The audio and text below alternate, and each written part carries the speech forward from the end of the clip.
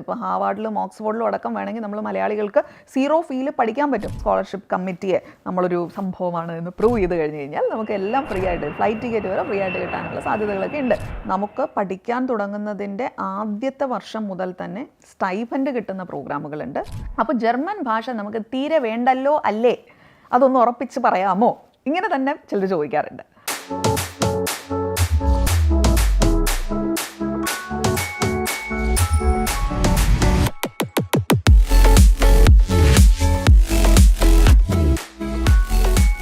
IELTS പരീക്ഷ എഴുതുക, അതുപോലെ തന്നെ APS വെരിഫിക്കേഷനുമായിട്ട് ബന്ധപ്പെട്ടിട്ടുള്ള സംഭവങ്ങൾ, ഇതെല്ലാം ആപ്ലിക്കേഷൻ പ്രോസസ്സ് തുടങ്ങുന്നതിന് മുൻപ് തന്നെ നമ്മൾ ചെയ്യേണ്ടതുണ്ടോ എന്ന് പലരും ചോദിക്കുന്നുണ്ട്. ഈ 2 കാര്യങ്ങളും നിങ്ങൾ ആപ്ലിക്കേഷൻ തുടങ്ങുന്ന സമയത്ത് തന്നെ ചെയ്യണം എന്ന് നിർബന്ധമില്ല.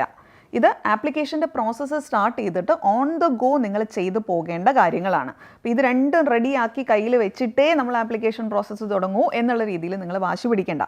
പക്ഷേ നിങ്ങൾക്ക് 2 സാധനങ്ങൾ ആവശ്യം വരാറുണ്ട്. അതിലൊന്നെന്ന് പറയുന്നത് MOI ആണ്. MOI എന്ന് പറയുന്നത് മീഡിയം ഓഫ് ഇൻസ്ട്രക്ഷൻ, നിങ്ങൾ പഠിച്ച ഇത് ഇംഗ്ലീഷ് ആണ് എന്നുള്ളത് കാണിക്കാനുള്ളൊരു MOI.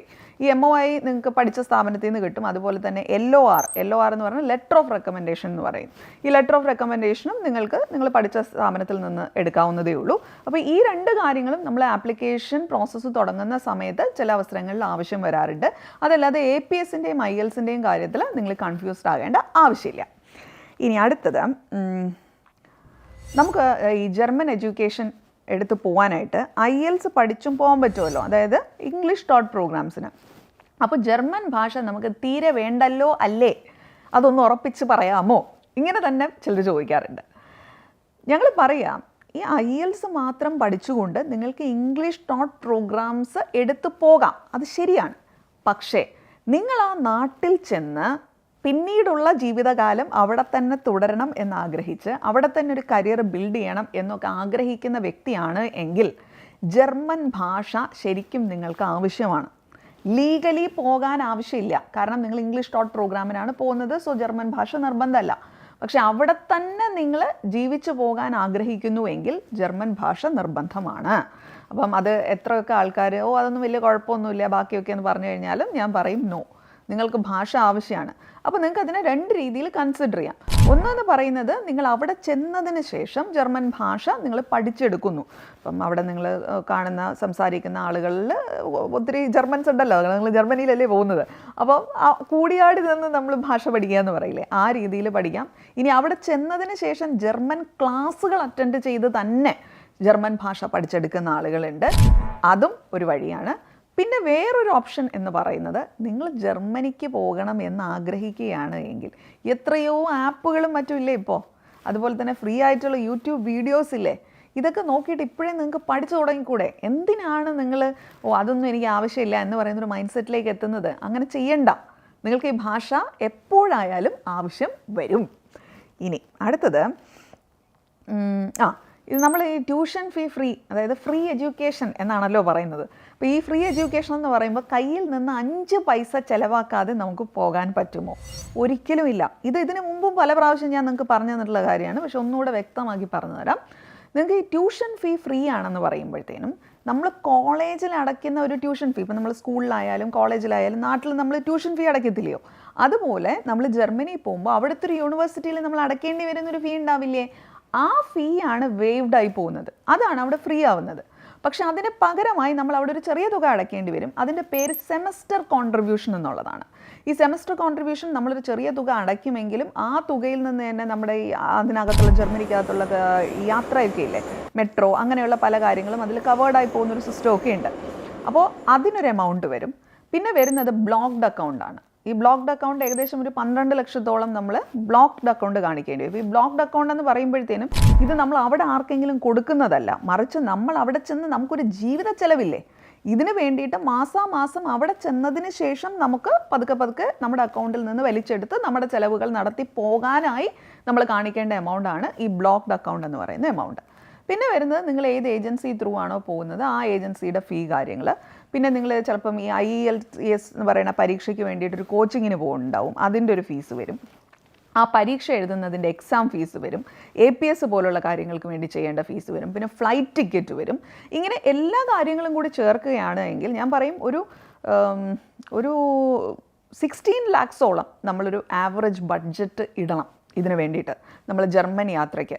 അതല്ലാതെ ഈ ഫ്രീ എഡ്യൂക്കേഷൻ എന്നാണ് പറയുന്നതെങ്കിലും 5 പൈസ ചിലവില്ലാത്ത ഒരു യാത്രയാണത് എന്ന ധാരണ നിങ്ങൾക്ക് ഒരിക്കലും ഉണ്ടാവാൻ പാടില്ല. അങ്ങനത്തെ യാത്ര ഏതാണ്? അങ്ങനെ ഉണ്ട്. അത് നമുക്ക് ഈ സ്കോളർഷിപ്പൊക്കെ കിട്ടി നമ്മൾ പോകുന്ന ഒരു സിസ്റ്റം ഇല്ലേ, ആ സ്കോളർഷിപ്പിൽ ഇതിന് മുമ്പ് ഞാൻ നിങ്ങൾക്ക് ഒരു വീഡിയോയിൽ പറഞ്ഞു തന്നിട്ടുണ്ട്. ഇപ്പോൾ ഹാർവാർഡിലും ഓക്സ്ഫോർഡിലും അടക്കം വേണമെങ്കിൽ നമ്മൾ മലയാളികൾക്ക് 0 ഫീൽ പഠിക്കാൻ പറ്റും. പക്ഷേ അതിന് അക്കാഡമിക് നോൺ അക്കാഡമിക് ക്രെഡൻഷ്യൽസ് ഒക്കെ നമുക്ക് ഉണ്ടാവണം. അതൊക്കെ കാണിച്ച് നമ്മൾ സ്കോളർഷിപ്പ് കമ്മിറ്റിയെ നമ്മളൊരു സംഭവമാണ് എന്ന് പ്രൂവ് ചെയ്ത് കഴിഞ്ഞ് കഴിഞ്ഞാൽ നമുക്ക് എല്ലാം ഫ്രീ ആയിട്ട്, ഫ്ലൈറ്റ് ടിക്കറ്റ് വരെ ഫ്രീ ആയിട്ട് കിട്ടാനുള്ള സാധ്യതകളൊക്കെ ഉണ്ട്. പക്ഷേ ഇവിടെ നമ്മൾ ഈ ജർമ്മൻ എഡ്യൂക്കേഷൻ്റെ കാര്യത്തിൽ നമുക്ക് അങ്ങനെയല്ല അത് കിട്ടുന്നത്. അപ്പോൾ ഈ ഫ്രീ എഡ്യൂക്കേഷൻ എന്ന് പറഞ്ഞു കഴിഞ്ഞാലും അതിൽ ട്യൂഷൻ ഫീ ആണ് വേവ്ഡ് ആകുന്നതെന്നും ബാക്കിയുള്ള കാര്യങ്ങൾ നമുക്ക് ജീവിത ചെലവ് എന്ന് പറയുന്നൊരു സാധനം ഏത് രാജ്യത്ത് പോയാലും ഇല്ലേ, അത് അവർ നമുക്ക് ഫ്രീ ആയിട്ട് തരുന്നതല്ല. അവിടെ ചെന്നിട്ട് നമുക്ക് താമസിക്കുകയും മറ്റും വേണ്ടേ, ഭക്ഷണം കഴിക്കണ്ടായോ, ഇങ്ങനത്തെ പല കാര്യങ്ങളും ഇല്ലേ. അപ്പോൾ അതിനുള്ള പൈസ നമ്മൾ കാണണം. So think it like this, ഒരു 16 ലക്ഷമെങ്കിലും നമ്മൾ മനസ്സിൽ കാണണം. ഇനി അക്കോമഡേഷൻ ഒരു വലിയ ബുദ്ധിമുട്ടാകുമോ കണ്ടുപിടിക്കാനും മറ്റും? അക്കോമഡേഷൻ വലിയ ബുദ്ധിമുട്ടല്ല. കാരണം അവിടെ ഇങ്ങനെ പലതരത്തിലുള്ള നമുക്ക് ഓൺലൈൻ സിസ്റ്റങ്ങളിലൂടെയും ഇത് കണ്ടുപിടിക്കാനുള്ള ഇതുണ്ട്. പിന്നെ ജർമ്മനിയിൽ ഓൾറെഡി പോയിട്ടുള്ള കുട്ടികൾ തന്നെ പലതരത്തിലുള്ള ഗ്രൂപ്പുകളും മറ്റും സ്റ്റാർട്ട് ചെയ്ത് അതിലൂടെ ഇങ്ങനെ വരുന്ന വേക്കൻറ്റ് കാര്യങ്ങളൊക്കെ അവർ ഇത് ചെയ്യാറുണ്ട്.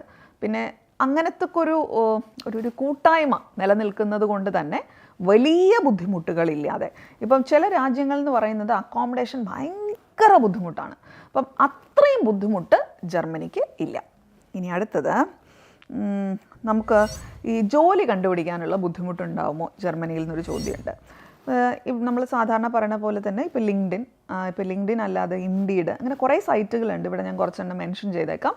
ഈ സൈറ്റുകളിലൂടെയൊക്കെ നമുക്ക് ജർമ്മനി പോയി നിന്നിട്ട് ജോലി കണ്ടുപിടിക്കാൻ പറ്റും, പാർട്ട് ടൈമും അല്ലാത്തതുമായിട്ടുള്ള ജോലികൾ. പക്ഷേ ഏത് ജോലിയിലേക്ക് നമ്മൾ പോകുമ്പോഴും ശരിക്കും ഒരു ഫുൾ ടൈം ജോബിലേക്കൊക്കെ നമ്മൾ എൻ്റർ ചെയ്യുമ്പം ജർമ്മൻ ഭാഷ അത്ര കണ്ട് നമുക്ക് പ്രധാനമാണ് എന്നുള്ള കാര്യം നിങ്ങൾ ഓർക്കണം.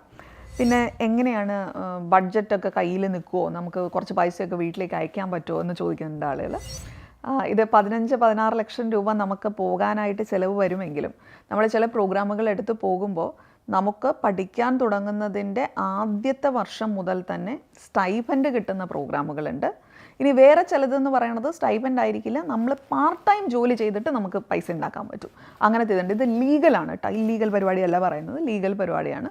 അപ്പോൾ അതിൽ നിന്ന് കിട്ടുന്ന പൈസ ഉപയോഗിച്ചിട്ട് ആ പൈസ കൊണ്ട് അവിടുത്തെ ജീവിത ചെലവുകൾ നടത്തുമ്പോൾ നമ്മുടെ ബ്ലോക്ക്ഡ് അക്കൗണ്ടിലെ പൈസ അവിടെ കിടക്കും. അപ്പോൾ അതുപോലെ നമുക്ക് ഈ പറയുന്ന പൈസ നമ്മൾ എങ്ങനെ ചിലവാക്കുന്നു അതിനനുസരിച്ചിട്ടായിരിക്കും നമുക്ക് നാട്ടിലേക്ക് അയക്കാൻ പറ്റുക. ഞാൻ ഒരിക്കലും നിങ്ങളോടൊരു